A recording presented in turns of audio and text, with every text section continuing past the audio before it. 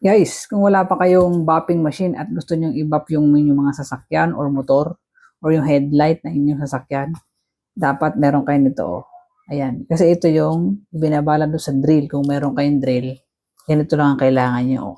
Diba? Pag bumili kayo nito, ito yung nilalagay doon sa drill bit. Sa drill. Ayan. Ayan o. Ito, dinidikit lang yung mga ano niya. May kasama na siyang dalawang sponge.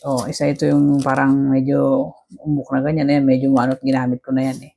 Saka itong flat lang. Ayan. Tapos may dalawa siyang pang final ayan o. Malambot yan guys. Sa wax na yan sa panghuli. Ganun lang. Kailangan ito pagka pag meron na kayong drill, ayan, ibabala nyo lang kagaya na ito guys. Ito yung aking drill. Ito lang gagawin nyo. I-ano nyo lang dito para magkaroon kayo ng bopping machine guys. So ayan, luluwagan lang natin to. Ayan, para mapaluwag.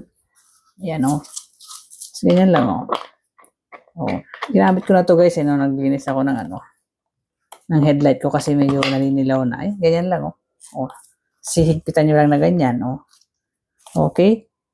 Ito muna ang lalagyan nyo dito ng rubbing compound.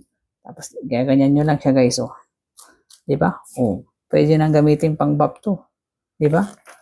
Okay. Ang galing guys. Habang wala pa kayong bopping machine, ito mas affordable ito para dapat meron kayong drill para magamit nyo. Ayan Okay. So after ito, pwede ipapalit to dinidikit lang na ganyan guys Tapos lagyan nyo ulit ng ng wax. Iyan na natin, di ba? Kaya natin saksak to para